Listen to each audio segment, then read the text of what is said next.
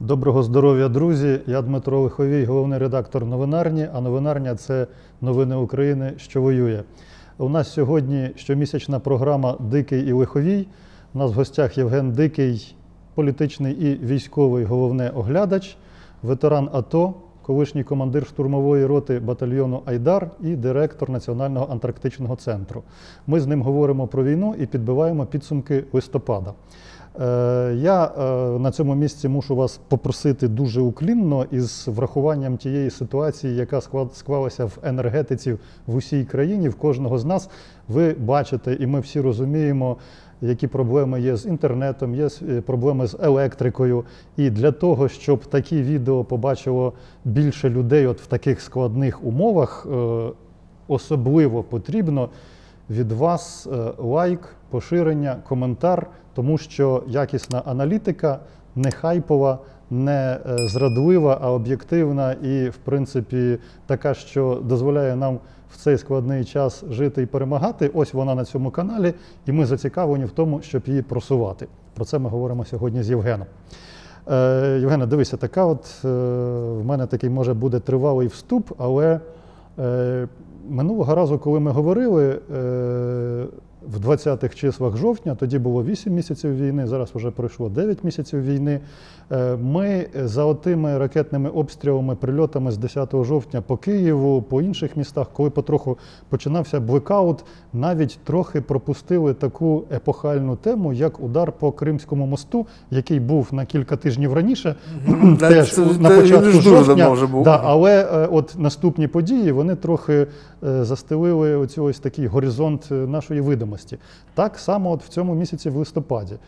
Очевидно, що головна подія, можливо, навіть не тільки місяця, а цілого півріччя, це звільнення Херсону і відхід Русні із правого берега Дніпра в Херсонській і Миколаївській областях. Але наступні події, які відбуваються по мирній території, вони знову ж таки якось трохи збивають оптику, і у нас на перший план виходить блекаут, як вижити без інтернету, як вижити без води, без тепла. І вже ця от глобальна перемога, яка у нас трапилася, коли Україна звільнила цілий обласний центр, який Росія записала собі в Конституцію, як Херсонська область, там уже взята ними, це відійшло на інший план. Ну, але все ж таки не кожного дня і не кожного місяця таке трапляється, тому я пропоную почати все ж таки з Херсону і поговорити про його значення, про те, що було передумовами для нього, про ту ситуацію, яка склалася на південному напрямку після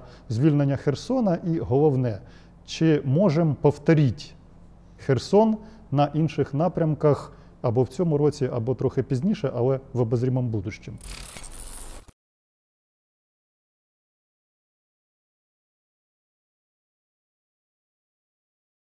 Ну, почну з кінця. Власне, а дивлячись, що ти маєш на увазі під «повторіть Херсон».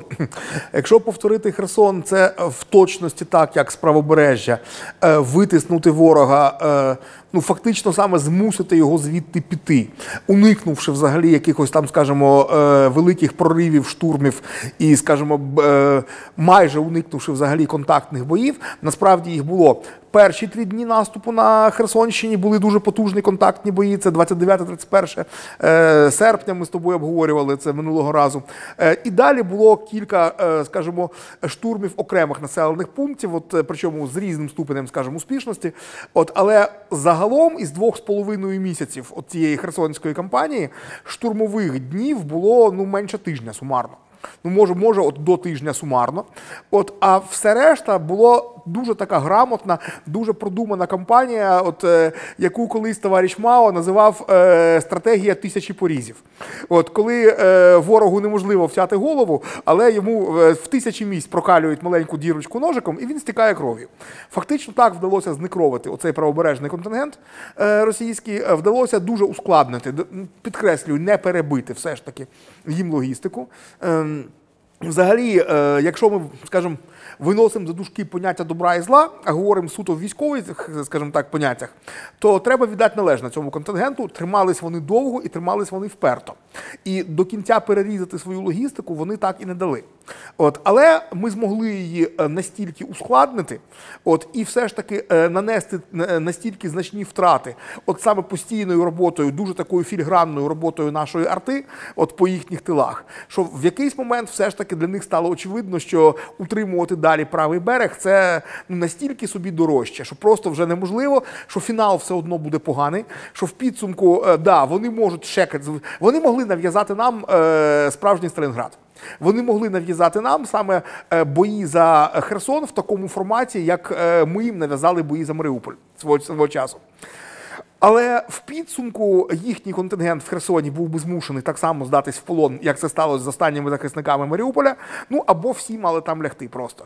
І вони це зрозуміли, і все ж таки вони дуже довго зважували, вони дуже довго балансували політичний інтерес, бо політично для них в втратах з Херсона удар величезний. І суто військовий інтерес. А військовий інтерес полягав в тому, щоб все-таки вивести живу силу, яку далі можна використати на інших ділянках фронту, а не загробити їх всіх в одній великій битві за Херсон.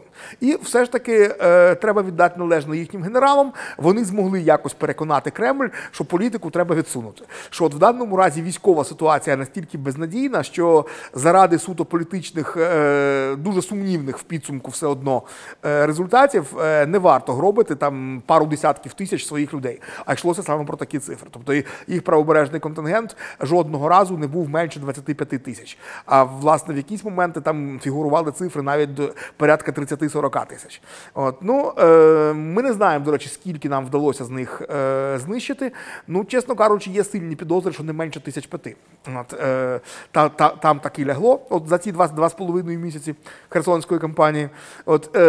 В точності таке повторити не вдасться, бо в точності не повторяться такі обставини. І така географічна місцевість не повториться. Географічна логістична картина. А якщо підповторити Херсон, ми маємо на увазі, чи будуть вони витіснені ще з якихось наступних великих територій, я гадаю, що так, і навіть дуже сподіваюся, що ще в цьому календарному році. Давайте, хлопці наші рідненькі. Все, слава героям! Героям слава! Героям слава! Героям слава!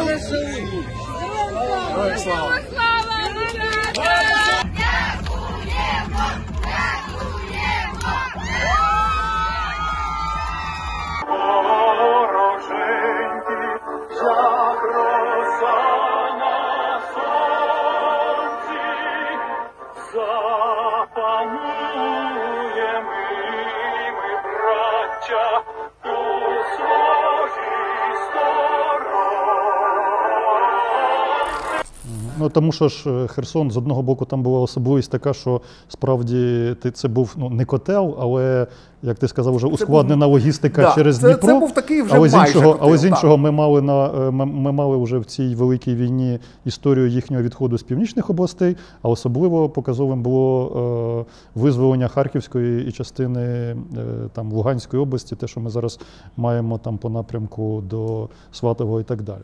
І, до речі, якщо ми вже про це згадали, пам'ятаєш, ми з тобою згадували оцю сумну дуже історію, коли на піку цього харківського дива, оцього саме потужного прорива, орки потікали тоді із Сватового і Кремінної, а все-таки ми туди не зайшли, бо швидше за все не вистачало резервів.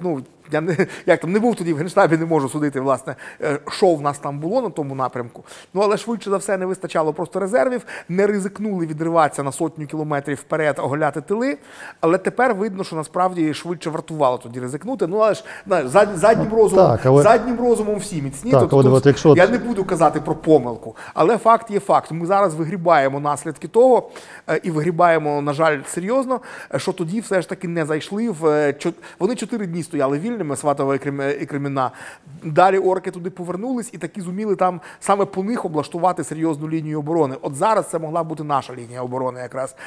Якраз куди б вони кидали отих, що перекидають з Херсона, куди б вони кидали оцих свіжих мобіків і де б вони розбивались. А так навпаки, ми стоїмо якраз перед дуже серйозною лінією оборони, яку тиснемо вже місяць, але поки не протиснули. Якщо повернутися до Херсона і провести паралель, в цьому ж випадку ми не мали куди розвивати наступ, тому що річка Дніпро є природним кордоном для обмеження цих наступальних дій. І ота от ситуація, якщо повернутися до неї, коли фактично 2 дні ми не входили в Херсон, з якого вже пішли росіяни, то вона теж була така трохи перестраховочна, я б сказав би. Ні, ну там вже не було чого боятися, насправді там, і більш того, насправді розвідгрупи туди зайшли одразу, буквально на хвості росіян. А те, що ти говориш через 2 дні, це вже, що називається, парадним маршем, заходила наша армія, вже коли розвідгрупи відпрацювали, і було відомо, я маю на увазі не розвідгрупи, да. не ССОшників, не розвідників, а от те, що коли входять основні сили, але ж саме основні сили встановлюють і контроль над містом. Ну, так само, як ми не встановили його тоді над Сватовим, то ми трохи притримали коней. Ну і зрозуміло, що далі форсувати Дніпро і висаджувати з правого берега на лівий, воно нам, скажімо, і дуже складно, і, власне, немає потреби. Нам нема потреби робити там якісь плацдарми, які зазвичай завжди утримуються дуже великою кров'ю, ризикувати на всяких там понтонних переправах. Це б мало сенс, якби, не дай Господь, весь фронт проходив по Дніпру. А оскільки в нас на лівому березі є величезні території, в першу чергу Запорізької області, то абсолютно логічно, що подальший наступ на південь буде розвиватися звідти. Це якби до ворожки не ходи, ми тут не видамо з тобою ніяких секретів, достатньо просто подивитися на карту. Хіба нам форсувати Дніпро, коли в нас є спокійна можливість звичайного суходольного наступу від Запора? Тут же так от є двосічний меч, а є обопільно тупий меч. І Дніпро зараз фактично для нас є так само оборонним рубежем, як і для орків, які відступили на лівий берег. Ну і логічно... Тільки з принциповою різницею. Справа в тому, що для них повернення на правий берег вже повністю виключено, вони самі це вже чудово розуміють. Да, це вже, от відповідно, всі оці їхні історії про прорив на Одесу, про коридор до Придністров'я, оце вже тепер повністю відходить в область військової історії, і причому в розділ нездійснені плани. Все, крапка. Оце можемо забувати назавжди. Я до цього ще повернуся через питання, але от наступна буде, як ти кажеш, логічно припустити Василівка і Мелітополь, наступ на цьому напрямку, чи, як завжди вже було не раз в цій кампанії, всі думають про один напрямок, а що трапляється на іншому? Ні, ну я казав про те, що ми точно будемо наступати із Запорізької області. А власне, де саме, там є 3 можливих варіанти, насправді. Там можна йти на Мелітополь, там можна йти на Бердянськ, і навіть, як це не зухвало звучить, є варіант, навпаки, удар одразу на південний схід, на Марік. І от, власне, який саме з планів буде реалізований, оце наразі, якщо хтось і знає, то хіба Залужний, а не факт, що навіть і він вже остаточно визначився. Тут для того, щоб прогнозувати такі речі, треба володіти геть докладною всією оперативною інформацією. Я думаю, що, скажімо так, загальний напрям очевидний, от південні запорізькі степи, от від Гуляйполя, от де колись гуляв батько Махно, на свого часу, мабуть, найбільш популярний політик в Україні. От, а, скажімо, от конкретно куди саме пройдуть стрілочки, оце вже побачимо тільки в реальному житті. Я думаю, що тут немає сенсу вангувати. Але я тобі ще скажу з приводу оборонного рубежа по Дніпру. Там теж не так все просто, як може здатися, що от правий берег наш, а лівий їхній. Правий берег наш, а з лівим там набагато цікавіше. Я ж тільки з Херсона буквально, я ж туди днями генератори возив в лікарню. Ну, а ясно, що і з хлопцями з нулів гріх було не поспілкуватися, там тим більше воює чимало моїх друзів, саме ще з війни 14-го року.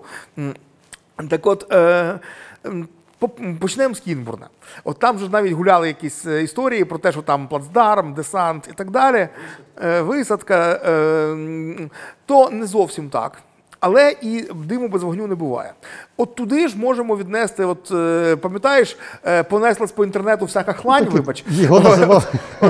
От реально понеслась всяка хлань про те, що взяті вже Олешки, про те, що там взяті вже... Ну от, я чому саме так відверто негативно говорю, бо я категорично проти от такого, ти десь щось краюшком почув, і ти, сука, на хайпі вже одразу отак ото все це викладаєш. По-перше, навіть якби це було правда, не факт, що можна вже викладати. Але ж головне, що це ще й неправда. Тобто, ну от... Дим був, тут питання, дим був, а чи був вогонь? Так от, вогонь є, вогню там зараз багато. Але просто, але просто тут є принципова різниця. От правий берег вже повністю наш, а лівий вже не повністю їхній.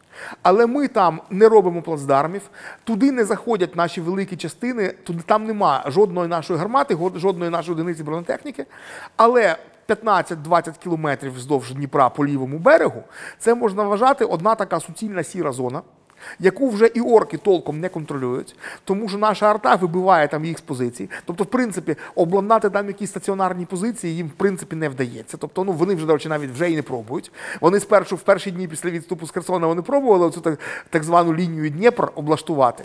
Все, їх просто з правого берега виносить наша арта. От, але ж одна справа, те, що ми контролюємо, тобто ми маємо вогневий контроль фактично над всім лівим берегом, от 15-20 кілометрів від річки. Але одна справа вогневий контроль, друга справа можливість самим висадитися і самим облаштувати позиції. Ну, а тут же ж ворожу арту теж ніхто не відміняв, вона ж теж нікуди не ділась.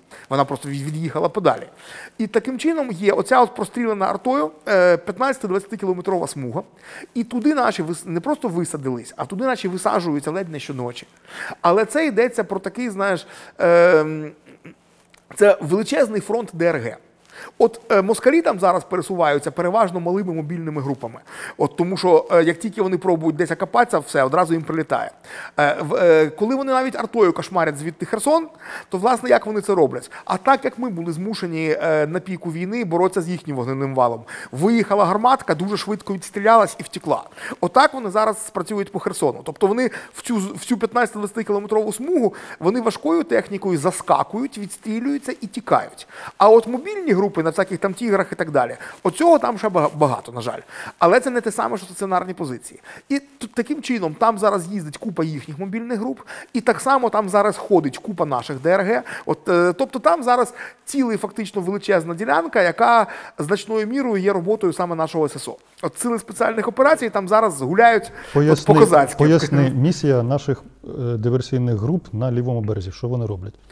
Чи це просто поїхати покошмарити для свого задоволення, чи це... Звичайно, ніхто б не став витрачати стільки ресурсів. Є і такі люди, які люблять таким займатися. Ні, люди такі є, хлопці, що називається, відриваються, не без цього, але масштаб абсолютно інший. Ні, почнемо з того, що перша місія будь-якої такої групи – це розвідка.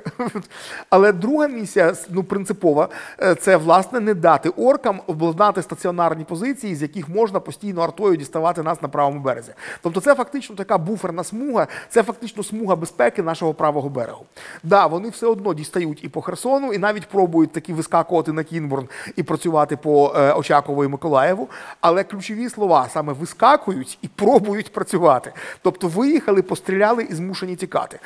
Це вже не ті часи, коли вони, наприклад, на Кінбурні просто розгортали цілий арт-дивізіон і спокійно собі отак відпрацьовували Очаків. Все, тепер такої можливості в них немає. Тобто ключова задача цих наших груп на цьому етапі це, власне, не дати їм там закріпитися і зробити саме таку от смугу безпеки, яка зменшить вогневе навантаження на правобережжя. Поки що.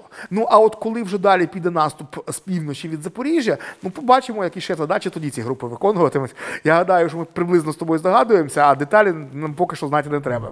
Просто ремарку вставлю, що в Херсонській області ширина Дніпра зовсім не така, скажімо, як в Києві чи як на водосховищах. Там Дніпро порівняно вузький, і там висадити десант значно простіше, ніж може здатися тим, хто живе в Києві або десь на Канівському водосховищі бував.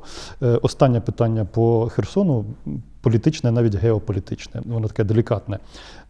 Чи виключаєш ти ймовірність існування якоїсь домовленості щодо відступу москалів із правобережжя, тому що були такі припущення і такі закиди, що от Саліван приїжджав недаремно, а ви покажіть нам, як вони відходили по понтонах або там по мостах, або на човнах, коли у них мав би розтягнутися великий караван оцих от відступаючої їхньої махіни там із технікою, із особовим складом, наші б могли їх там побити, там переколошматати тисячами, а таких картинок не було. А якщо не було, то чи не існувало випадково домовленості, коли вони виходять, а наші їх не чіпають?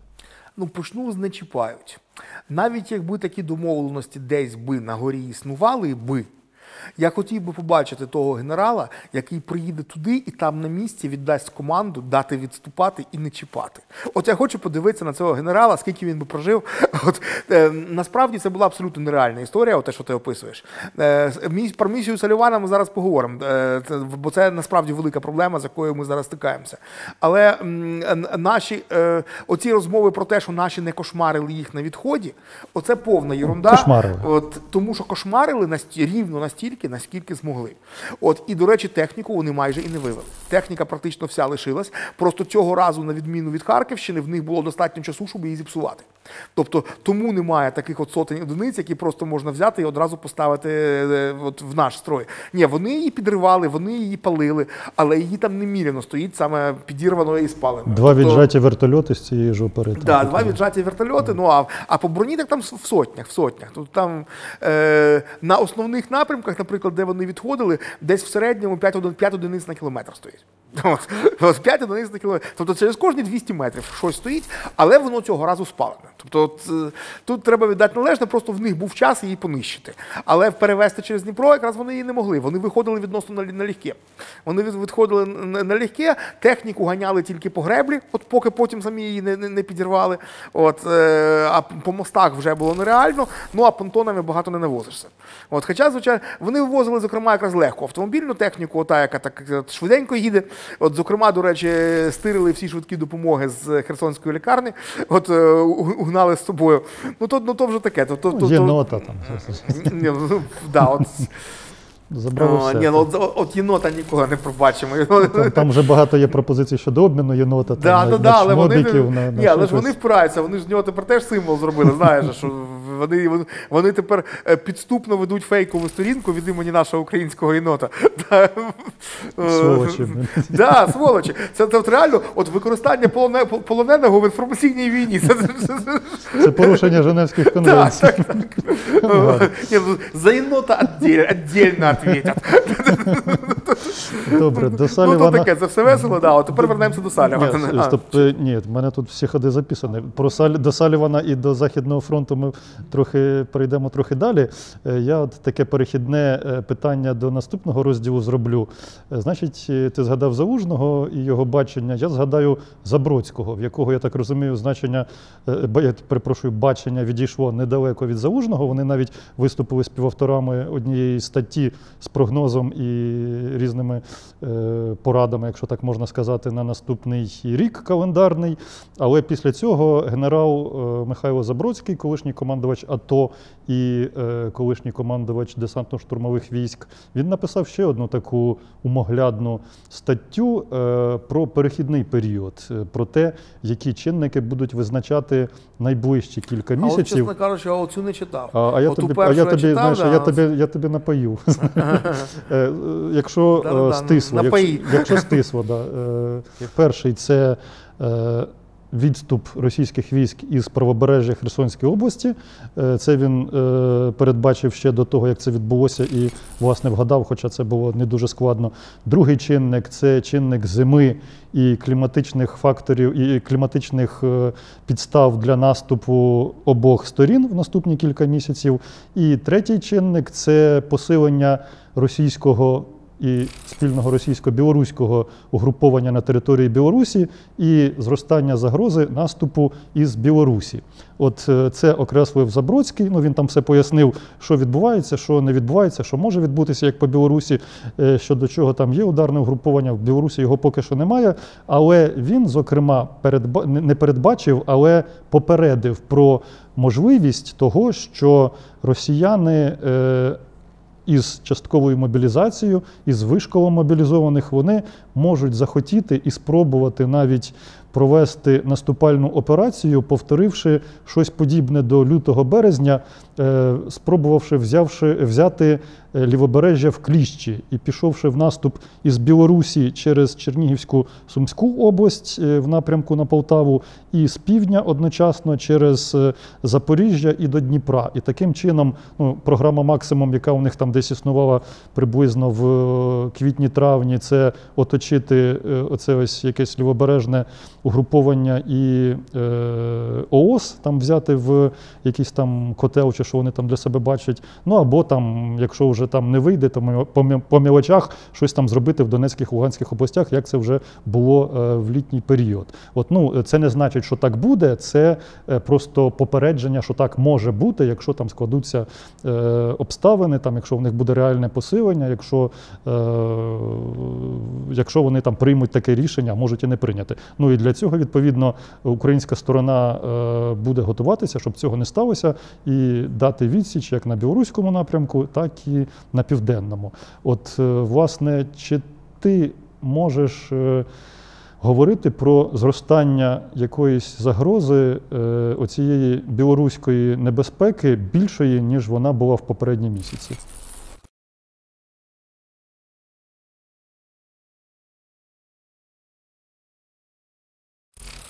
Швидше навпаки. Справа в тому, що, мені здається, ми з тобою не раз вже говорили про взагалі білоруський фактор, про небажання Лукашенка лізти в цю війну, саме лізти більше, ніж він вже в неї замазаний. От, і про те, які наслідки матиме, власне, якщо хоч один білоруський солдат перетне наш кордон. От, ми з тобою не раз це обговорювали. Так, але російське угруповання там постійно і поступово, потроху, але посилюється. 9 тисяч рил на даний момент, 9 БТГ. От. Для порівняння, один Сєвєродонецьк віджимали у нас 20 їхніх БТГ. Тут одне місто Сєвєродонецьк, 5 тижнів боїв, 20 БТГ. А білоруський кордон, 4 області, 800 кілометрів, 9 російських БТГ, і максимум ще 11 білоруських, навіть якщо уявити, що вони, наприклад, Лукашенка скинули, кимось там замінили. Тобто такі само 20 БТГ, як брали Сєвєродонецьк, а от це буде сумарно білоруське плюс російське на всі 4 області на 800 кілометрів. Камон, про що ми говоримо? І це і то, якщо виходити з того, з помилкового завідомо припущення, що весь російський контингент в Білорусі – це саме бойові частини, саме піхотного типу. А ні, а туди входять якраз ракетники, туди входить вся охорона при ракетниках, туди входить купа служб логістики і тилу. Про що ми говоримо? Нема там ударного угрупування навіть в зародку. А от що стосується оцих от планів з приводу там якихось великих там проривів з різних сторін, великих там котлів, бла-бла-бла, то давай, я не знаю, чи це описано в статті, бо я її не читав, але насправді я чудово розумію, що мається на увазі. Тобто там є одна базова посилка, після якого далі є сенс це все обговорювати. Йдеться про те, що десь до лютого-березня наступного року росіяни сподіваються із отих от мобіків, яких вони зараз набрали в великій кількості, сформувати 2-3 нових боєздатних армійських корпуси. От саме повних армійських корпуси, десь до 3 штук, мінімум 2, і от їх кинути на фронт і переламати взагалі хід війни. Але почнемо з того, не де вони їх планують використати, а насправді, наскільки серйозні в них шанси реально ці 3 корпуси сформувати. От в мене, скажімо, скепсис дуже великий саме з цього приводу. Тому що з приводу їхньої здатності мобілізувати стільки м'яса, скільки необхідно, от тут в мене жодних питань нема. Тобто, 140 мільйонна Росія, так чи інакше, 1 мільйон людей завжди наловити можна. От з цим в них проблеми не буде. Да, кілька мільйонів в них вже втекло через кордон, ніхто не знає насправді скільки. Через одну тільки Грузію виїхало 700 тисяч росіян приземного віку. Це тільки через Грузію. От скільки втекло взагалі через всі там Монголії, Фінляндії, берегові протоки, ми не знаємо. Але скільки б не втекло, все одно в 140 мільйонній Росії 1 мільйон рекрутів завжди набереться. Це от, не там ще в обговорюється. зонах людей є. А от далі виникає один момент. Справа в тому, що оцей навіть 1 мільйон мобіків – це абсолютно не те саме, що 3 армійських корпуси. Справа в тому, що для того, щоб ця біомаса стала 3 армійськими корпусами, їх мало мобілізувати. Їх мало навіть привезти на зборні пункти. Їх далі треба нормально вдягнути, при тому ще й на зимово-весняну війну. Їх далі треба озброїти чимось, крім старих калашів. От старі калаші – це єдине, крім м'яса, чого точно вистачає. А от все, що вже більш серйозне, вже виникає питання. Їм треба дати, на чому їхати, і при тому бажано, щоб це щось ще й було броньоване. От їх треба прикрити артою, їм треба дати танчики, на все це треба БК. І нарешті, самий останній фактор, от я його спеціально виніс в кінець після матеріальних факторів, це фактор людський. Тобто, щоб оця біомаса стала боєздатними частинами, на кожні 10 мобіків треба хоча б одного толкового, вже досвідченого сержанта, на кожні 30 мобіків. Ладно, хай по військовому часу на все клалі на 100 мобіків. От треба хоча б один толковий лейтенант. І так далі, і так далі. Тобто потрібно заповнити всю оцю саме командну вертикаль, в першу чергу, саме з молодшого офіцерського і сержантського складу. А оцього нема. А оце все, що було реально боєздатне, воно вже воює тут. От воно вже в тому контингенті, який тримає нинішній фронт. І тому от як їм структурувати оцю біомасу, зробити її хоч якось навченою, хоч якось, власне, контрольованою, ну саме не в сенсі, щоб просто не тікали, а в сенсі, щоб були здатні виконувати відносно складні бойові задачі. І матеріально, як їм все це забезпечити, от, чесно кажучи, викликає безліч запитань. І судячи з того, наскільки історично вони зараз вимагають перемовин і тимчасового припинення вогню, от не тільки в мене це викликає питання. Судячи з усього, вони самі розуміють, що в них немає цього ресурсу. І їм якраз потрібна дуже серйозна передишка на тому фронті, що зараз, саме для того, щоб сформувати оці нові корпуси, от поназакуповувати по різних там країнах наскрізь хоч по чуть-чуть. Ну, десь може на один корпус, їм може зараз Білорусь дасть. Вони зараз в Білорусі вигрібають повністю всю бронетехніку, всю арту. І, до речі, це ще одна відповідь на питання, чи білоруська армія колись вступить в цю війну. А їй тепер вже просто нічим. От вони все більш-менш пристойне залізяче зараз віддають москалям. До речі, ремарка. Ми трохи остерігалися, не скажу, що боялися обстрілів із ракет типу С-300, С-400 з території Білорусі, північних областей типу Волинської, Рівненської. А як ми чуємо, росіяни вивозять С-300 із Білорусі в Росію, щоб перекидати десь там під Донецьку область. Поближче до лінії фронту, власне, нинішнього. Тобто, теж ознака, що лінію фронту вони готують не на північному напрямку. Іскандери звідти летітимуть, але то і все. Зрозуміло, в цьому плані ти оптиміст, побачимо. А чого оптиміст? Я реаліст. Справа в тому, ти ж не питаєш, щоб мені більш сподобалось. Я, до речі, якраз геть не проти. Ми маємо справу, я геть не проти, щоб вони спробували там зайти. З трохи скаженою нацією, яка може, все ж вона вчиться, але трохи може неадекватні рішення приймати. Може вони якогось одного чудового темного ранку, коли в нас буде повний блекаут, вирішить, що тут уже ситуація накручена настільки, що одна батальйонна тактична група може там зайти десь на Волинь. Мені здається, що отак вони міркували навесні цього року. А все ж таки, давай не недооцінювати нашого ворога. Вчаться вони на помилках, вчаться. От, на жаль, я б якраз навпаки, я двома руками за те, щоб вони спробували тими силами, які в них зараз є, зайти з боку Білорусі. Це б буквально в межах 1 місяця, а швидше 3 тижнів, вирішило б питання лукашенківського режиму. Білорусь стала б як мінімум нейтральною, якщо не союзною нам країною.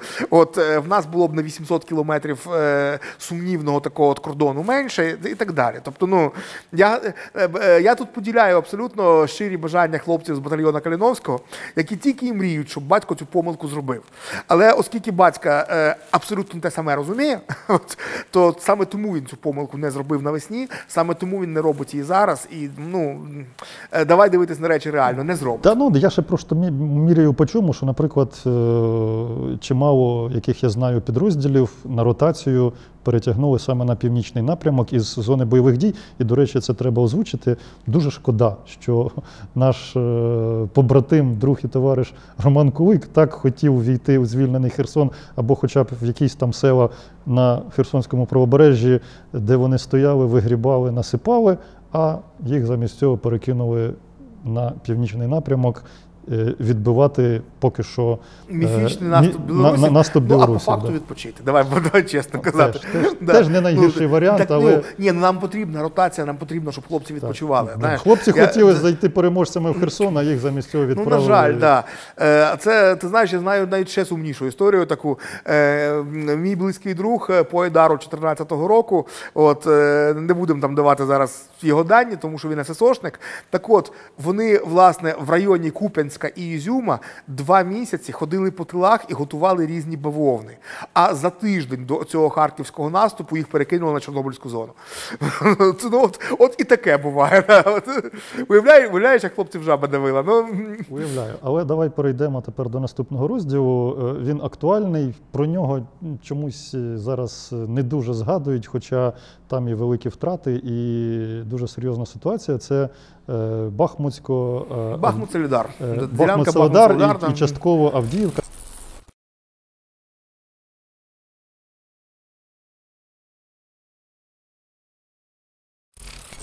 Село Опитне, про яке майже ніхто не згадує, ми в цьому місяці втратили, і це фактично, якщо по населених пунктах, одна з дуже небагатьох втрат за минулий місяць, але вона була. Ну, там були ще інші просування орків, там працює, як ти згадував, в минулому місяці ПВК Вагнера, а ПВК Вагнера це зараз не просто вже там, так сказати, солдати удачі, які повернулися з Сирії або з Африки, це м'ясо заряджене як просто якийсь зомбіленд із цього призову Пригожинського, із тюрем, у яких є тільки один шлях або вперед, без відступу, без здачі в полон. І в них там інколи біля того ж Бахмута вони м'ясом можуть продавлювати, завалювати і брати певні якісь Дмитре, так от не ВОПи. інколи.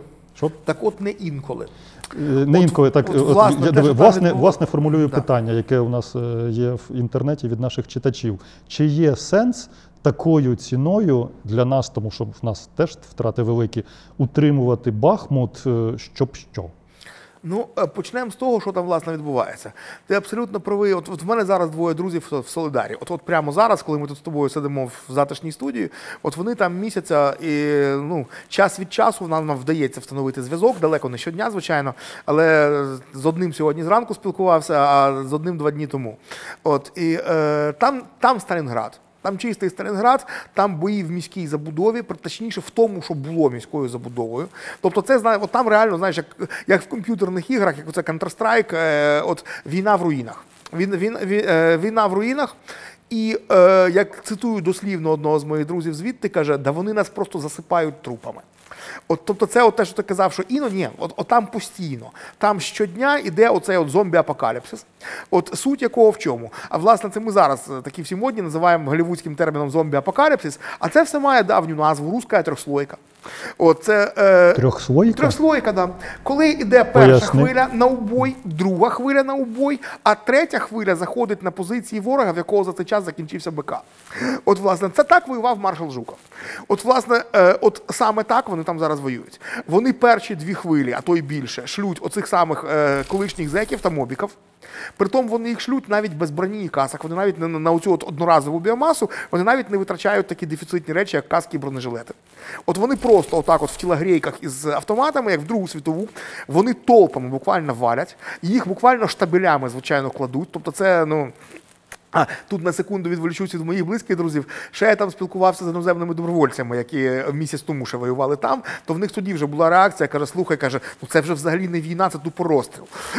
Отак от вони женуть тупо на розстріл, оцю біомасу. Так, але я нагадаю, що в Маріуполі теж таке розказували, коли тупо гнали, там навіть кадирівці так воювали, але чим закінчилось? Правильно, так от я тобі до чого веду, що вони женуть одну хвилю, другу хвилю, за цей час починають перегріватися стволи в кулеметів. І закінчується БК. І от тоді підходять, власне, оті справжні вагнерівці, про яких ти казав, котрі, власне, досвідчені матьорі воїни, які воювали на різних континентах, от професіонали. Тобто вони нікуди не ділись, вони не зникли.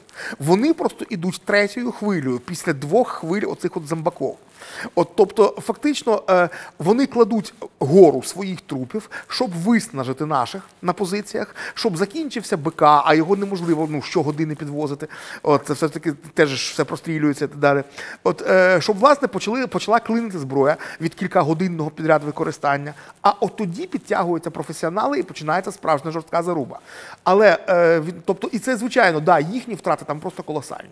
Наші втрати менші, але, на жаль, теж значні. Тут треба розуміти. Але відповідаючи на питання, то чи варто тримати такою ціною, а відповідь дуже проста. А якщо відступити звідти, то просто той самий зомбі-апокаліпсис переїжджає до наступного населеного пункту. І нічого не міняється. Це ж не йдеться про те, що вони воюють саме за один Бахмут, і якщо його здати, то на цьому далі буде якась перерва, всі видихають там і так далі. Ні, про це не йдеться. Якщо ми здамо Бахмут, абсолютно той же зомбі-апокаліпсис почнеться в Канстахі. Що тут говорити? Тут якраз, на жаль, тут єдиний спосіб переламати ситуацію, це все ж таки в якийсь момент сконцентрувати там стільки наших сил, щоб нанести навпаки вже удар по їхніх там тилам. От, тобто, грубо кажучи, їх там треба тільки знищити, а просто відступати в даному разі не варіант. Але, до речі, ще одна деталь, якої не було ще місяць тому. От від моїх друзів, які зараз там, ще дуже дістає арта їхня. От. А чому їхня дістає, а наша ні? А справа в тому, що вони собі дозволяють те, чого, слава тобі, Господи, не дозволяємо, і, я думаю, ніколи не дозволятимемо собі ми. От це міська забудова. Це бій іде от квартал за кожний квартал за окремі будинки. Так от, коли в якомусь кварталі вже є і наші, і їхні, вони абсолютно спокійно валять туди артою. Тобто вони б'ють артою не тільки там, де наші позиції, але і там, де вже всі впереміжку. Вони не жаліють своїх в цьому сенсі. Аби тільки вибити наших, вони гатять артою навіть тоді, коли там поруч, от буквально в одному кварталі разом з нашими, там і їхні бійці. А їм пофігу. От, насправді, протиставити щось такій тактиці дуже складно. Насправді, хіба що саме потужні удари по тилах. Нагадую Херсон, де дуже значну роль зіграли, власне, хімарси. І саме винесення дальніх логістичних шляхів, логістичних складів, командних пунктів. Я не знаю, з яких причин це меншою мірою значно відбувається зараз на Донеччині. Абсолютно очевидно, що не тому, що ми б цього не хотіли. Певно, є якісь, скажімо, військово-технічні причини, чому там це робити складніше, ніж було на Херсонщині. Отут, знаєш, коли я не володію якимось матеріалом, то я утримуюсь від оцінок. Я реально не знаю, чому там цього менше, але з якихось причин менше. Але, до речі, не те, що зовсім нема. Хімарси теж там працюють, бачили ми їх там.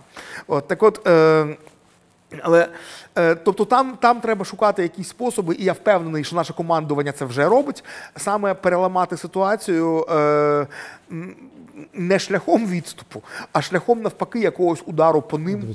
Я не претендую на жодні якісь поради, але я можу пригадати, що в усіх випадках, де українська армія здобувала значні і стратегічні якісь території, населені пункти, це був не лобовий удар, це була комбінація різних наступальних чинників, і росіяни, власне, самі виходили під загрозою потрапляння в котел. І, можливо, якщо, наприклад, розвинути наступ трохи північніше, там, де от ми казали, там Сватове, Кремінна, і зайти з іншого боку, то вони самі трохи поп'ятяться. Я думаю, що ми з тобою Залужного нічому не навчимо. Звичайно. Ні, я абсолютно кажу, ні на що не претендую. Ми не володіємо. Просто це я для того, щоб людям не здавалося, що... тою інформацією, яку треба для того, щоб компетентно це говорити. А ті люди, які нею володіють, от повір, що зараз не сидять і не байдикують. Звичайно. Вони роблять те, що є можливим за тих ресурсів, які в нас зараз є. Просто багато хто говорить, що нашою запорукою перемоги в цій великій війні стане якийсь чорний лебідь, який десь на підльоті, і він нам щось допоможе. Я просто хочу сказати, що от в цих Київщина, Сумщина, Чернігівщина, Харківщина, Херсонщина. Чорних лебедів не було. Чорний не чорний, але там траплялося не те, що відбувається в лоб, а те, що відбувається отак от поступово і інколи не зовсім очікуване для багатьох. От Харківщину, скажімо так, ми ж не очікували, правда? Але знову ж таки, про що ти говориш? Який на Харківщині був чорний лебідь? Там в якийсь потрібний момент просто взяли і пішли в наступ. І ворог виявився до цього не готовий. Тобто не було ніяких секретних чорних лебедів. Питання, де пішли? Я маю на увазі, щоб ворог відступив там трохи з більшої території, можна піти в наступ трохи в іншому місці. Перестань умнічати, я тебе дуже прошу, реально. От без образ. На якійсь хвилині такого Драчилова, в мені прокидається айдаровець, який сам брав штурмом міста, і знаю, як це відбувається. Оці тилові базари про те, де провести стрілочку на карті, де зробити охват, а де зробити стратегічний відступ, чесно, вибішує. В принципі, в нормальному світі багато що робиться за рахунок того, що люди діють в межах своєї компетенції. Та я не кажу, що вона в мене є. Ми з тобою не володіємо тою інформацією. Я зараз навіть не кажу про нашу з тобою підготовку чи не підготовку. Там життя може багато чому навчити. Але як мінімум ми не володіємо тим об'ємом інформації, який потрібний для того, щоб спланувати хоча б одну локальну операцію, а тим більше для того, щоб все ж таки говорити про те, на яких великих ділянках фронту, як саме будуть відбуватися наші бойові дії. Давай приймемо все-таки як установку, що поки що, якщо не брати перші дні війни, які є абсолютно окремою складною темою, з моменту, як, власне, ми втягнулись в цю велику війну, все ж таки командування ЗСУ весь цей час діяло, скажімо, достатньо професійно і достатньо успішно. Давай ми далі просто будемо теж спостерігати, як вони достатньо професійно і успішно виконуватимуть свою роботу. Окей? Окей. Я тут ще таке зазначу. Звертаюсь до наших шановних глядачів. Чим ми, власне, відрізняємося від Арестовича, від Жданова і від всіх тих, хто називають себе якимись такими військовими експертами? В тому, що от те, що от я тут сказав абсолютно таку ламерську пропозицію, я її визнаю, що я її сказав як ламер. А якийсь інший експерт міг би там на серйозних Ні, щах, можна було б надути міг би на щоки. серйозних щах от намалювати стрілочку, сказати, що... Давай розкладемо карту, це сказати, ж так, да, сука, вона ж так класно сказати, що так і буде, це прозійшлося по заголовках, там в нас би було багато а от я тепер підписників. думаю, що може я не правий, що може дійсно заради кращих переглядів треба таки карту, Ми цього, фломайстер. власне, через те, що ми такого не робимо і не стверджуємо, у нас немає перспектив Вот. арестовувати. Ну чуєш, перейменуємо передачу в Дні фігних, отак от по-булгаковськи. Підсумовуючи, я просто хочу ще раз підкреслити, що в Бахмуті серйозна ситуація, треба за ним стежити. Оця ділянка Бахмут, Солидар, Авдіївка, реально це саме зомбі-апокаліпсис. Дуже важко, але є хороша новина. Хороша новина та, що навіть у росіян немає стільки слухняного м'яса, щоб можна було так гнати на всьому фронті. І тим більше в росіян немає такої кількості професіоналів-вагнерівців, які вміють це м'ясо заганяти, а далі за ним підходити і реально робити справу. Тому, слава Богу, немає підстав вважати, що на інших ділянках фронту почнеться таке саме. Добре, я хотів ще сказати, що там працюють з нашого боку просто титани, які відпрацювали кожен, хто зараз там герой, так, це без варіантів. на багатьох напрямках, там 93-я бригада, інші, ну це просто їм уклін. Ну і знову ж таки, щоб вже це завершити, ми дуже багато, я знаю, що дуже часто задають питання, а куди ж росіяни перекинуть з тих, що втекли з Херсона? Так, власне, в нас же ж теж вивільняється дуже багато сил після взяття Херсона. Просто, щоб тримати оборону по правому берегу, щоб вони назад не заскочили, треба на порядок менше сил, ніж те, що було задіяно саме в вижиманні їх з Херсонщини. Тому я сподіваюся скоро почути з якоїсь із ділянок фронту хороші новини, пов'язані саме з тими частинами, які от зараз в Херсоні перепочивають. Яка це буде ділянка фронту, побачимо, але цілком може бути, що якраз і оця найбільш напряжна.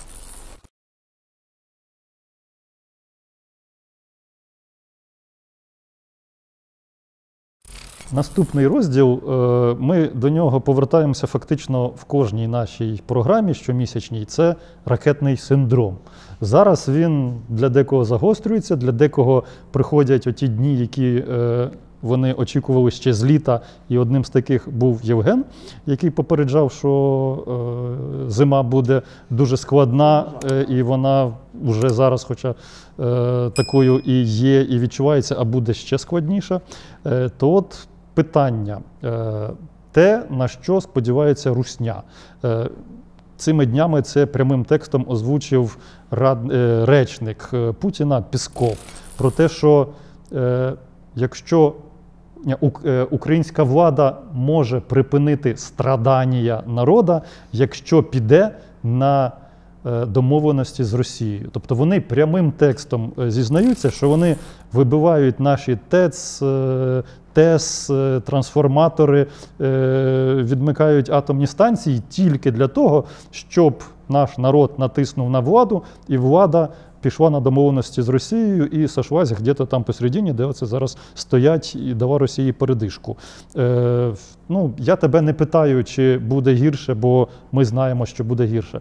Я тебе спитаю, чи є хоч якісь найменші підстави, те, що оце ось загострення цієї енергетичної і комунальної і житейської кризи призведе до того, що Україна може трохи похитнутися і на щось погодитися в перемовинах з Росією? Ну, я дуже сподіваюся, що ні. Для того, щоб прибрати слово «сподіваюсь», треба було б володіти якоюсь соціологією. А соціології якоїсь свіжої, звичайно, що ж нема, а навіть таку, скажімо, сарафанну соціологію зараз робити складно, тому що зв'язок поганий. Тобто, я можу, теоретично я допускаю, що я можу помилятися в оцінці, скажімо, настроїв людей, бо звірити це зараз з цифрами проблемно. Але, ну, знову ж таки, я тобі казав, що я днями з Херсона. В Херсоні з моменту навіть ще перед визволенням, в останні дні, коли орки відходили, вони там підірвали все, що могли підірвати. Тобто в місті, в принципі, всі ці тижні взагалі немає світла. В місті немає зв'язку, його змогли поки відновити в двох точках – Центральна площа і вокзал. Все. В місті немає води. В принципі, вже тижнями. Тобто не так, як зараз по всій Україні почалися перебої. І перебої замість кількагодинних, як в жовтні, почали ставати 1, 2, там, можливо, 3-денними. А там ні, там кілька тижнів цього всього вже немає, і невідомо, через скільки тижнів вдасться поновити. Так які лайфхаки Херсона? Так от, власне, а при тому настрої в людей, коли там, зручне місце для зустрічі якраз центральна площа, точно не помилишся. Так от, коли ми там з двома моїми бойовими товаришами зустрічались на площі, то от за ці 10 хвилин, що ми з ними просто домовлялись про подальші плани, от на них жодного шеврона не лишилось. Бо просто обліпляють діти, і ой, а можна цей шеврончик, а можна дивись, це? я звичайно, дуже радий за Херсон, але я парирую. В Херсона особлива ситуація, тому що його звільнили. І там, але ж при орках там все було. При орках все працювало. І світло, і вода. От, до речі, це зараз навіть трошки аж прикро. Дивитись на лівий берег, на лівому березі все аж сяє. Вони підірвали саме там, звідки вони йшли. Я думаю, певною мірою саме демонстративно, щоб показати, що от при нас життя була, а ви тепер при своїх хохлах поживіть. Але при тому це людей абсолютно психологічно не зламало. От люди тягають воду, люди заряджають, от посеред вулиці ставлять генератори, довкола них збирається там натовп людей, по черзі заряджають собі там якісь там мобілки, якими треба потім сходити на центральну площу, щоб по цій мобілці поговорити. Але отак виживають і при тому все одно щасливі радіють звільненню. То я гадаю, що нам є, тобто є з чим порівняти. Тобто, да, зараз зима буде капець якою дискомфортною, насправді. Зима буде дуже складною, це треба реально до цього готуватись. Більш того, я думаю, що кожен має, скажімо, серйозно зважити, чи здатний він зберегти психічну адекватність і достатньо спокійно вижити в таких складних побутових умовах. І якщо вирішить для себе, що ні, то врешті нема нічого такого вже страшного і поганого в рішенні перезимувати десь. Європа на рік продовжила всі умови прийому наших біженців. Тобто, хто має підстави вважати, що він от геть не витримає, наприклад, через те, що там чи немовля на руках, чи ще які там, скажімо, моменти, нема питань, можна перезимувати в Європі, там приймають. Я б дуже не хотів, щоб саме цю пораду почули масово, тому що насправді одна з частин російського плану в цьому полягає. Росіяни, зокрема, хочуть, щоб мільйонна хвиля українських біженців ломанулась до Європи і там хитнула терези в бік того, що Захід вже втомився від цієї війни, втомився приймати біженців, витрачатись на нас, і щоб з того боку нас почали давити домовлятись. Про це ми ж говорили, що про Салівана окремо. Тому, звісно, я дуже сподіваюся, що не буде саме мільйонної хвилі біженців. Але кожен з нас реально, жива людина, кожен має свою межу, скажімо, стійкості. І якщо хтось розуміє, що отака холодна і темна зима – це за його межею стійкості, краще спокійно зараз виїхати, аніж тут починати нюні і кричати «Все, Зеленський кончає ту війну». От краще на якийсь час емігрувати в такому разі. Я все-таки дуже сподіваюся, що ці крики «Зеленський кончає війну» не будуть масовими. Я там щось чув про одну спробу організувати якусь акційку в Одесі. Отут треба чітко розуміти, що це частина російського плану, що взагалі виходити з якимось протестами проти нашої влади за те, що російські ракети прилетіли в нашу інфраструктуру, вибачте, оце в чистому вигляді зради. Це якщо людина просто не розуміє причинно-наслідкових зв'язків, то це значить про те, що винна не влада, а винна Росія, яка випустила ракету. Якщо людина настільки не розуміє причинно-наслідкових зв'язків, значить ця людина абсолютно дебільна і має бути позбавлена виборчого права, взагалі будь-яких інших можливостей впливати на життя інших людей, бо це небезпечний дебіл. Це от хвора людина, просто все, виносимо за дужки в психушку. А якщо людина розуміє причинно-наслідкові зв'язки і все одно виходить, тоді вона абсолютно свідомий агент ворога, і ставитись до них треба абсолютно так само, і це стосується не тільки там, що хай правоохоронні органи з ними щось зроблять. От кожен з нас, якщо чує подібного роду розмови, просто підійшов, дав в морду. І причому в даному разі не фігурально, не словесно, а просто підійшов і дав в морду, щоб вороги розуміли, що їм тут не раді, що більшість українців дотримується іншої точки зору, і штовхати тут московські меседжі – це просто фізично небезпечно. Я абсолютно впевнений, що, скажімо, ці люди не побіжуть за захистом до поліції, бо якщо побіжуть, то тоді тому, хто дав в морду, буде адміністративний штраф, а їм стаття 111 – державна зрада. Так що, я абсолютно прямо закликаю тих, хто це дивиться, якщо вони будуть стикатися з такими проявами, саме спроби перекласти провину з держави-агресора на українську державу, то ставитись до цього саме так, якби ви побачили ворожу ДРГ в тилу. Прийнято. Тут треба підкреслити, що ми маємо в наступні кілька місяців стояти так, як зараз стоїть Херсон, як люди стояли в Харкові, в Чернігові в час, коли там була найбільша скрута, як жив і живе, до речі, зараз Ізюм звільнений і багато інших звільнених місць, де ситуація така, як в Києві, по оці останні кілька днів, там ситуація місяцями була і залишається, але Ми люди просто до цього класно жили. життєрадісні. І, до речі, хочу звернути увагу на одну штуку. Насправді нам дуже везе. Нам дуже таланець, ну якби я там не був атеїстом, сказав би, що якась вища сила нас так веде і, знаєш, і відмірює нам навантаження от рівно по мірі того, як ми вже готові їх прийняти і витримати. От уяви собі, що росіяни отак би вдарили по інфраструктурі в перший день війни. От уяви собі, що перший день вторгнення, от вони колонами заходять з усіх напрямків, і в цей момент у нас лежить весь зв'язок. Ну, не факт, що ми тоді змогли б самоорганізуватися і організувати ту оборону, що ми зробили. Ну, а вибачте, через 9 місяців, ну, то тепер вже нехай хірячить.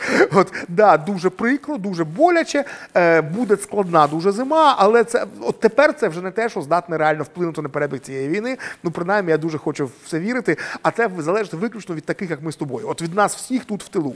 До речі, на перебіг боїв на фронті це не впливає от від слова зовсім. От і всі ці, скажімо, проблеми, які ми зараз відчуваємо, ну, може, ми тепер за цю зиму відчуємо 5 або, може, 10% того дискомфорту, який складає щоденний побут кожного нашого солдата. От ми на 5% себе відчуємо от нашими захисниками. Ти вже перед записом цієї програми розповів, що в тебе є, і от ти попередні місяці теж розказував, що це буде дискомфорт, але треба порівняти із умовами наших солдат в бліндажах в окопах. Так от, я тебе порівнюю з солдатом нашим в бліндажі. В тебе є генератор, в тебе є Starlink. Ну, не в кожного солдата є Starlink. Ні, не в кожного солдата, до речі, але вже практично в кожного підрозділу. Так, окей. Питання прикладне. От я для себе так напівжартома, але в кожному жарті. Якби ми знали там 3 місяці тому, що все буде настільки скрутно, ми б ще тоді купували зарядні станції, акумулятори з багатьма розетками, від яких працюють побутові прилади, газові балони, коли вони були дешевші, і ще багато цього реманенту, який пов'язаний із виживанням. Так, ну, хтось профукав, хтось встиг, хтось не встиг. Але я, до речі, чесно, і на ефірах казав, і на Фейсбуку писав, що купуйте. Це не те, що я собі по-тихому скупив. Питання не купуйте, а що саме? Так от дивися, от я для себе так ставлю таке питання, не тільки для себе. Зима там 4 місяці, умовно кажучи. Що у нас буде через 2 місяці, ну гірше, ніж зараз, це ми до цього готові.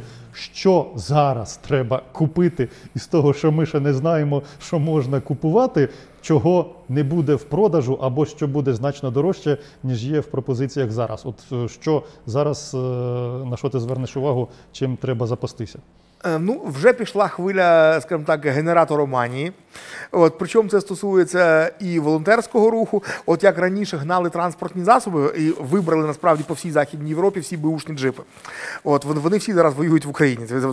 Беушний джип зараз ближче Британії дуже складно знайти, але і британські переважно вже десь там пішли на Близький Схід, по-моєму. От, да, здається, вже і там. Да. Так от, зі Штатів просто дуже довго вести, воно дуже далеко їде. Так от, зараз пішла хвиля генератороманії. Вже беушні генератори не отакі, от, скажімо, ну, маленькі, які можна в квартирі поставити. Оці ще є на ринку. Стрімко дорожчають, але вони на ринку ще є. А промислові, наприклад, генератори вже беушні по Західній Європі практично вигребені. Вже зараз. І вони не всі ще сюди доїхали, але вони вже от масово тисячами вже сюди їдуть. От, тому з цим доволі очевидно. Ну, треба очікувати, що дорожчатиме пальне. От, оскільки всі, хто може собі дозволити, почнуть купляти оці маленькі генератори бензинові, ну, великі промислові, вони на дізелі, це інша історія, от, але знову ж таки, тобто, оскільки генерація тепер стає бензиново-дизельною значною мірою, от, то абсолютно очікувано, що будуть зростати ціни на пальне. Ну, аби тільки обійшлося зростанням цін, а не почалися саме перебої з поставками. Ну, ми це вже теж пережили. Ну, от сподіваюся, що те, що тоді налагодили, коли, власне, налагодили достатню кількість пального для транспорту, Ну, сподіваюся, що має вистачити і для генерації теж. Будуть таки більше завозити. Але в принципі, це новий, скажімо так, це новий сектор ринку по обсягу співставний буде з транспортом. Тобто це треба буде ще стільки ж дізеля і бенза завести саме для електрогенерації. От, ну, я не думаю, що буде дефіцит свічок в якийсь момент. Все ж таки навряд чи їх геть всі так от розкуплять. Але це те, що по-любому точно в домі, я думаю, має бути. Ну, ще, до речі, з таких дрібних лайфхаків дуже раджу не забувати, що світлодіоди беруть на порядок менше електроенергії, ніж звичайні освітлювальні прилади. Тому якийсь такий світлячок із світлодіодів новорічні гірлянди на звичайній батарейці, от він може тримати навіть місяць. Тобто, от, відповідно, коли немає якогось там великого світла, то такі от маленькі батарейкові, от в мене, наприклад, вдома таких 3 саморобних абсолютно. От самопальні, от лента оця світлодіодна, від неї проводочок і батарейка крона, класична. І от поки що батарейку міняти не довелось. Тобто, ну, понятно, що поки це було так, тобто це використовуєш тільки для підсвітки вночі, коли зовсім немає іншої електрики. Тобто, ну, не будеш же генератор кожен раз заводити, щоб там на кухню чи в туалет сходити. А от цього світла просто для підсвітлення, от його вистачає, щоб просто не абсолютна темрява. Ну, що ще з такого? Ну так, якщо хтось настільки звик вже, що в хаті дуже добре натоплено, ну, от варто згадати, що таке взагалі термобілизна, що таке взагалі багато теплих речей, теплі ковдри. От, це те, до речі, як грілись наші предки. І ще, до речі, зовсім не такі вже давні покоління наших предків завжди жили в так собі натоплених хатах, але зате в яких просто не бігали там в одних футболочках, як ми вже розслабились, звикли під час, скажімо, цивілізованого періоду історії. Ну да, оця зима буде не як в цивілізований період історії, а як до того, як раніше. Така зима буде одна, буде потім що онукам розповісти. Від себе лайфхак вставлю. От ми знаємо, бачимо, що вигрібають все в Європі. Зараз люди в нас в Україні дізналися, що таке зарядна станція, тобто побутовий акумулятор.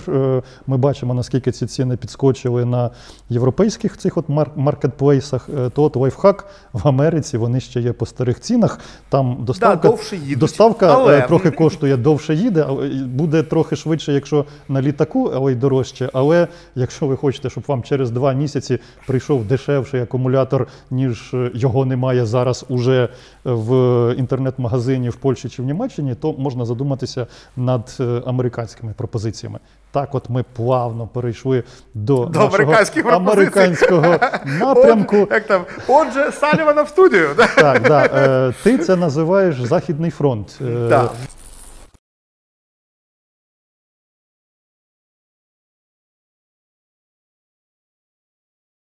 Минулого разу ти застерігав щодо результатів американських парламентських виборів.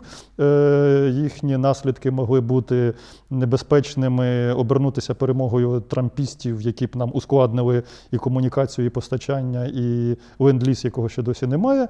І тут от окремо від цієї теми стоїть, але є дуже впливовий чинник Салівана, який уже впливає, по-своєму впливає на нашу політику і на нашу, можливо, військову теж спроможність.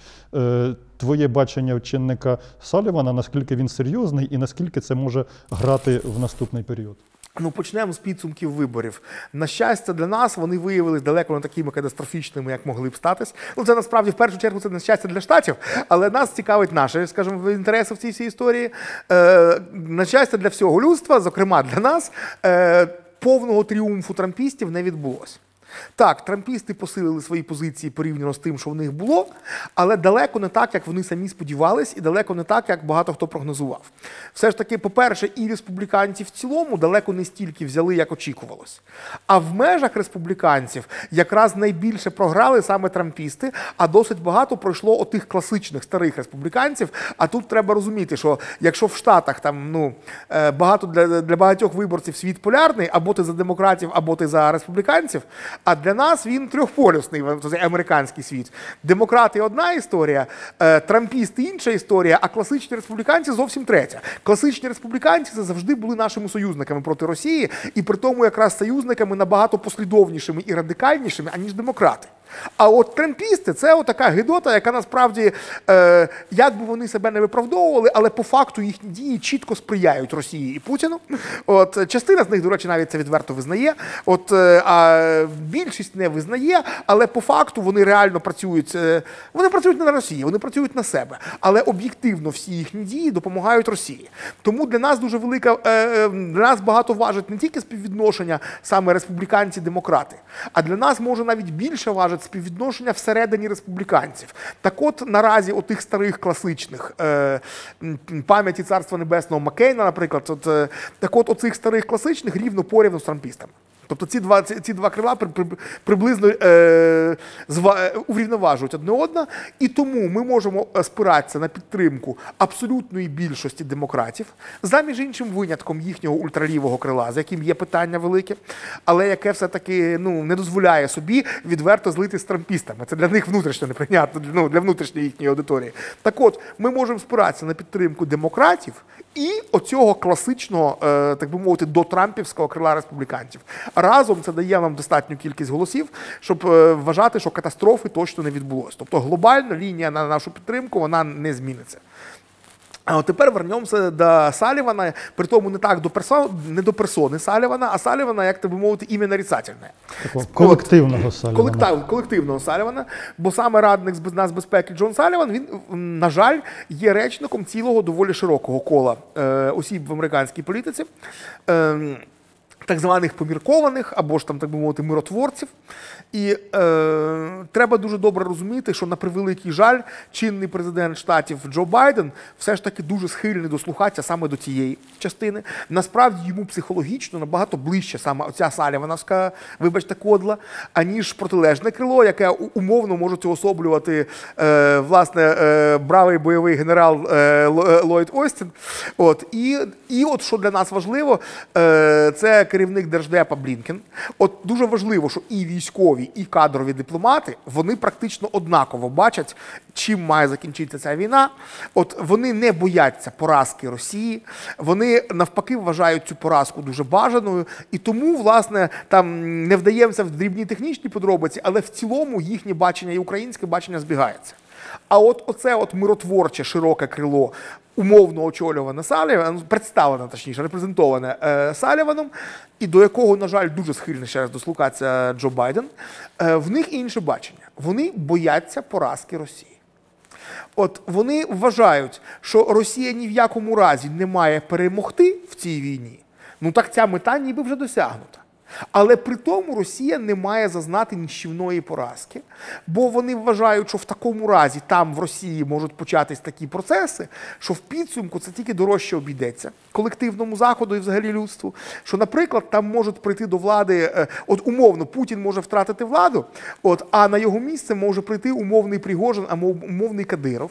І от Пригожина чи Кадирова з ядерною зброєю вони бояться набагато більше, ніж збереження нинішнього режиму.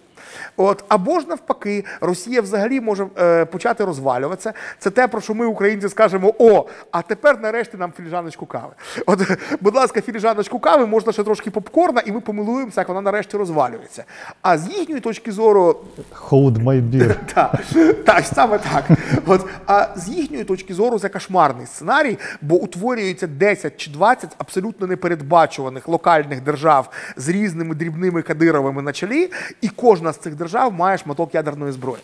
От вони дуже бояться таких сценаріїв, і тому не зацікавлені в тому, в чому зацікавлені ми, а саме в нищівній, в тотальній поразці Російської Федерації в цій війні.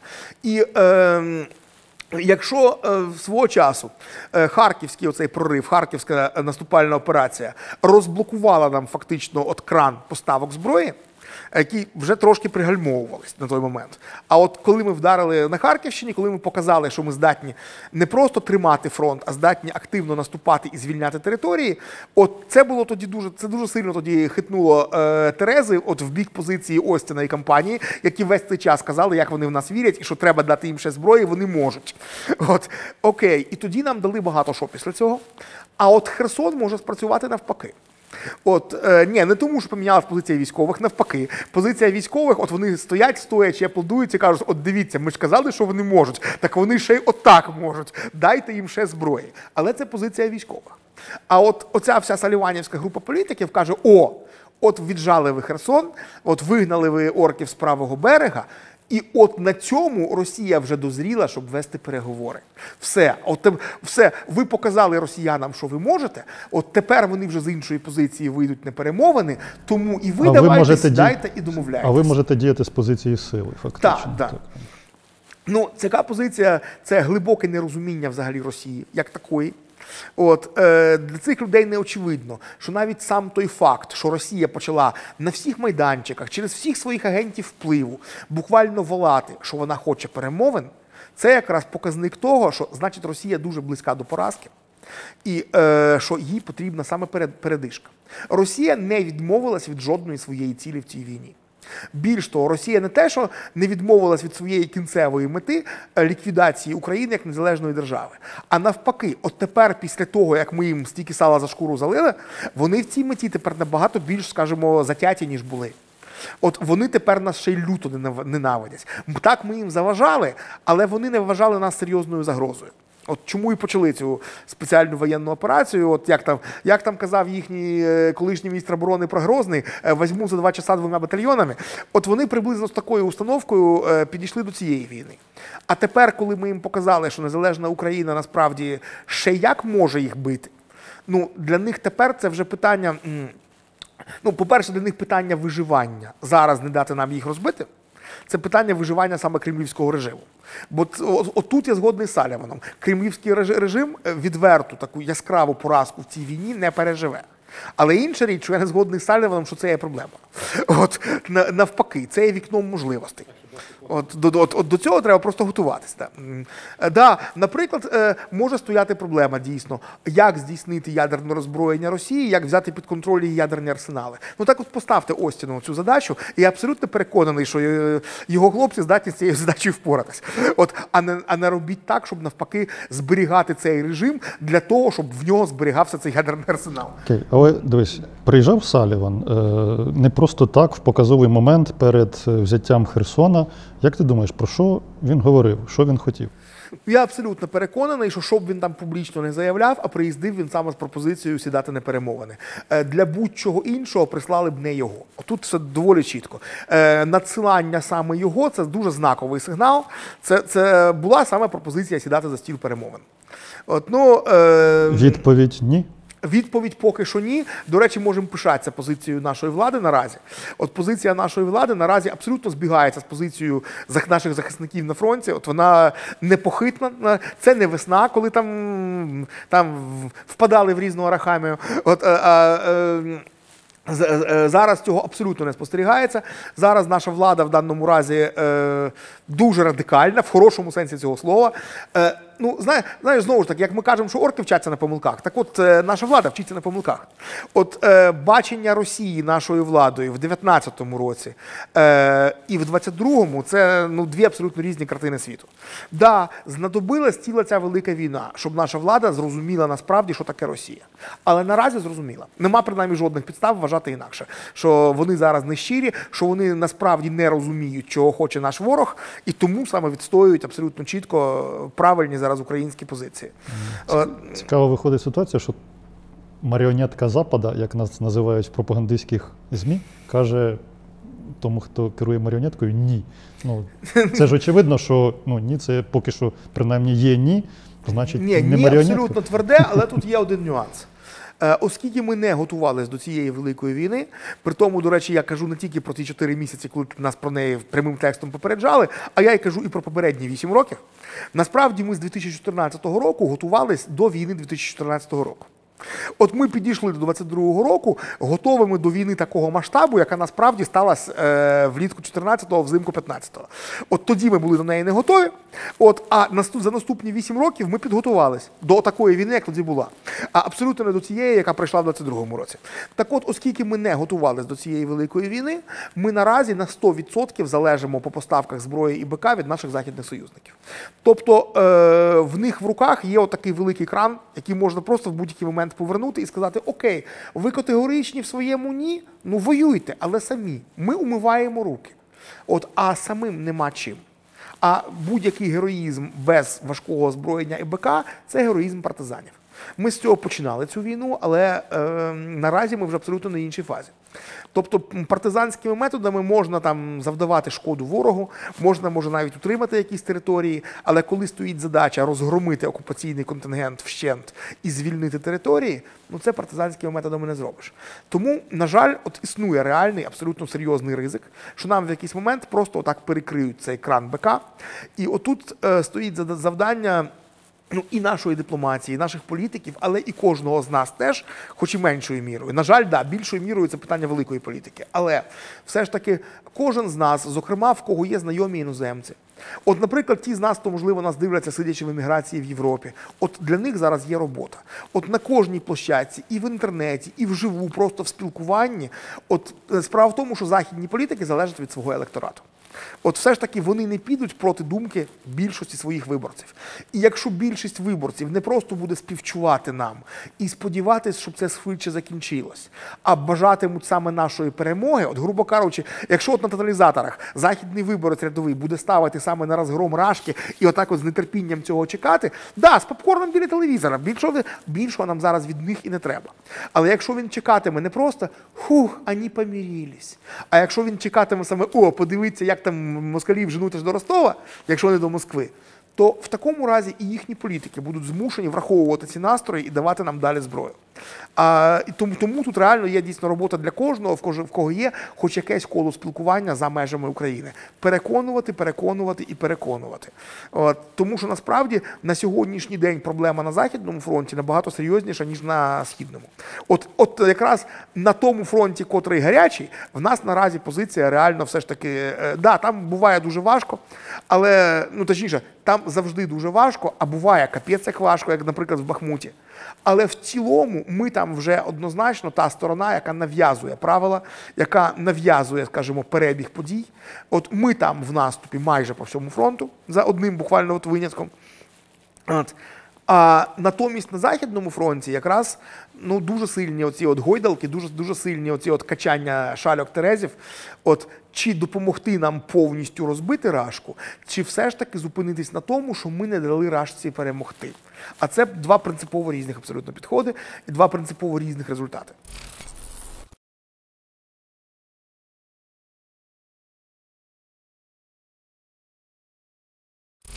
Останній, уже традиційний наш розділ у програмах «Дикий і лиховій» – це питання з Фейсбука. Мушу зазначити, що багато з того, що наші глядачі і читачі попросили в тебе спитати, ми вже обговорили, але ось, наприклад, заодно ще таку тему охопимо. Анна Вовченко, перекладачка з Києва, питає, цікавить думка Євгена про ракету в Польщі і до чого ця ситуація призведе в найкращому і найгіршому випадку для нас. Я припускаю, що Анна має на увазі, що репутаційних втрат у нас там особливих не буде, тому що вже наша тема так пройшла, що зрозуміли, що ракета була наша, проїхали і винна в цьому Росія, але я б питання поставив так, не про це, про те, чи не обернеться це вигодою для нас, коли нам дадуть, наприклад, комплекс Петріот, той, що німці хотіли дати полякам. Вже відповіли, що не дадуть. Не дадуть? На це питання вже відповіли. Тобто оця ситуація не допоможе нам закрити небо краще, ніж було досі? На жаль, ні. На жаль, не допоможе, хоча я думаю, що вона допоможе полякам краще закрити небо. Тобто НАТО, як завжди, виконає те, що воно за своїм статутом зобов'язане робити. Воно попіклується про своїх членів НАТО. Власне, для цього оборонні альянси створюються. Тому, німці дадуть Петріоти полякам, щоб ті прикрили, в тому числі від випадкових зальотів наших ракет, своє небо. А якби давати його далі за межі блоку, ніхто не планує. До речі, поляки настільки розуміють важливість нашої саме перемоги, що вони вже запропонували німцям, що давайте ви не в нас поставте, а українцям дайте. Німці вже чітко відповіли, що ні, виключно в межах альянсу. Шкода. Шкода, але це було абсолютно очікувано, насправді. Взагалі, мені ці всі наївні українські бажання, хтось хоче, щоб нам закрили небо. Було б дуже класно. Там нещодавно з одною телеведучою, там взагалі в ефірі був навіть змушений посперечатися, бо вона дуже хоче, щоб хтось прилетів і розбомбив завод з дронами в Ірані. Ну да, це було б дуже класно, ніхто не заперечує. А якби прилетів чарівник у блакитному гелікоптері, от і безплатно показав всім кіно, ну це теж було б дуже класно. Ну це все в мультиках. Ми живемо в реальному житті, і наша задача якраз вижити і перемогти от в тому реальному світі, який він зараз є, а не яким нам би хотілося його бачити. От, і, абсолютно очевидно, що ніхто не буде нариватися на пряму війну з Російською Федерацією. От всі хочуть, щоб воювали ми, а вони так і бути нам трошки поможуть. Добре, що хоча б так допомагають. Згадаємо всі попередні історії. Грузинам навіть так не допомогли. Нам в 14-му навіть так не допомогли. Я вже мовчу про те, що ніхто так не допоміг Українській Народній Республіці свого часу. Тому нам і так роблять більше, ніж могли би. От беремо це, радіємо цьому, намагаємося зберегти це.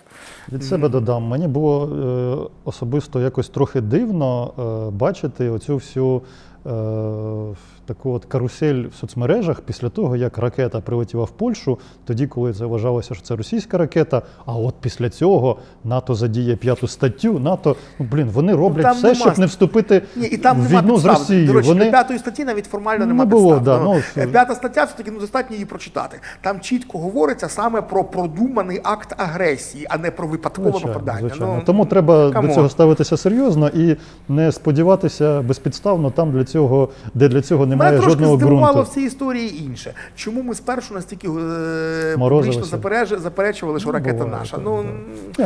Оце було, на мою думку, отут була комунікаційна помилка, я думаю, з українського боку. І, до речі, оця тема трохи не проговорена в нас навіть на офіційному рівні, на тому ж марафоні, що чимало руйнувань, які трапляються в наших містах, коли пожежі спалахують, коли там є руйнування, це наслідок того, що наші зенітні ракети, які працюють по російських ракетах, якось там падають разом, якось вибухають, якось недопрацьовують. Власне, залишки збитих ракет падають. В будь-якому разі виною є агресія Російської Федерації, але інколи наші ракети теж літають і теж падають. І тому, це нормально, це треба визнавати, без цього не може бути. До поставки буквально от в межах між нашими з тобою останніми передачами приїхали перші насамси.